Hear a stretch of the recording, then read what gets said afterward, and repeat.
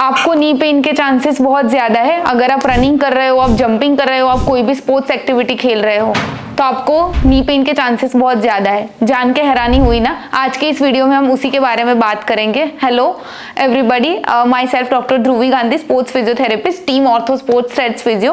क्या आपका भी नी पेन आपको जंपिंग करने से रोक रहा है या रनिंग करने से रोक रहा है? तो इट्स हाई टाइम कि आपको जंपर्स नी हो सकता है। तो कैसे आप इसको घर पे बैठे बैठे ठीक कर सकते हो? So watch till the end. So jumper's knee, जिसको हम टेक्निकल वर्ड में पटेलर टेंडिनाइटिस भी बोलते हैं, तो क्या है ये जंपर्स नी? तो हमारा ये जो पटेलर टेंडन है, जो हमारा क्वाड्रिसेप्स का टेंडन है, वो ऐसे पटेला पे आके यहाँ पे इंसर्ट होता है।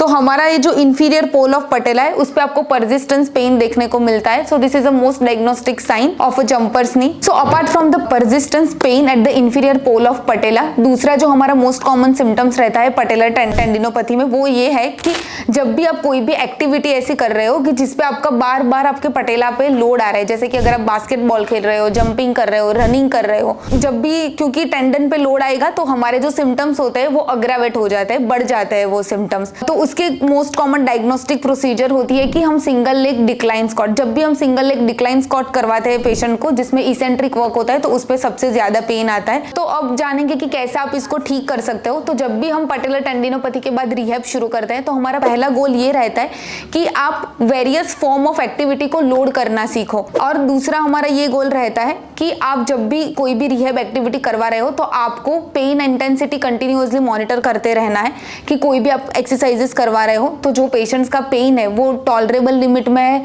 अनटॉलरेबल है, तो वो हमको कंटिन्यूअस मॉनिटर करना रहता है। Third is the load management and activity modification, and fourth is the rehab. Okay, so first we'll start with the stage 1. Stage 1 consists of the isometric exercises.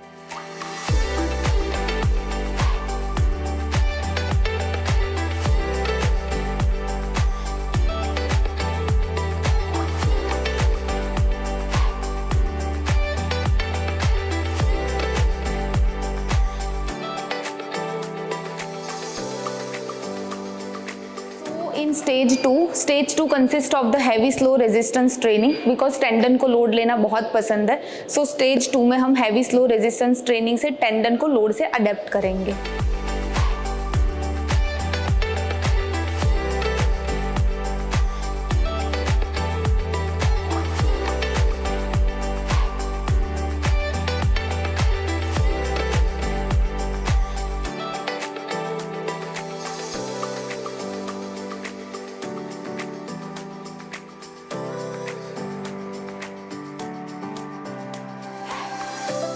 So stage 3 consists of the energy storage and release phase. It consists of the various form of plyometric exercise. So let's see.